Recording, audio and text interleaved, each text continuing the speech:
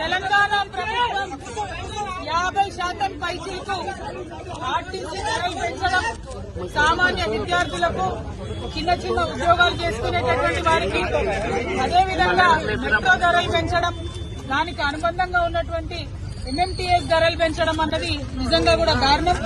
ఎందుకంటే ఆదాయ మార్గాలను పెంచుతామని చెప్పి, ఉద్యోగాలు ఇస్తామని చెప్పి, అనేక కల్లబొల్లి మాటలు చెప్పి అధికారంలోకి వచ్చి 18 నెలలైనా కూడా ఆ కార్యక్రమాలు ఏం చేయకుండా కేవలం ఇప్పుడు మళ్లీ సామాన్య ప్రజల మీద భారం వేస్తూ ధరలు పెంచడాన్ని మేము చాలా తీవ్రంగా ఖండిస్తా ఉన్నాం.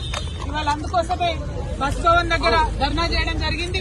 ధర్నా చేసిన ప్రతిసారి మమ్మల్ని అరెస్ట్ చేయడం కాదు, ఈ ప్రభుత్వానికి, ముఖ్యమంత్రి గారికి మేము డిమాండ్ చేస్తా ఉన్నాం. మీరు ప్రజల ఆదాయ మార్గాల్ని పెంచండి, ఆర్టీసీని కాపాడేటటువంటి ప్రయత్నం చేయండి. ఇంతకుముందు కేసీఆర్ గారు ఆర్టీసీకి ఎట్లయితే ప్రభుత్వం నుంచి నిధులిచ్చి కాపాడిందో అట్లా చేయండి తప్పితే మీరు సామాన్య ప్రజల మీద భారం వేసి ఆర్టీసీకి ఆదాయాన్ని పెంచేటటువంటి కార్యక్రమాలు చేయడం శుద్ధ దండగా. దీనివల్ల ఆర్టీసీకి లాభం లేదు, ప్రజల మీద భారం పడుతుంది, ఇబ్బంది పడతారు. గ్రామీణ ప్రాంతాల్లో ఉన్న ప్రజలకు మరీ ఎక్కువ ఇబ్బంది అవుతుంది.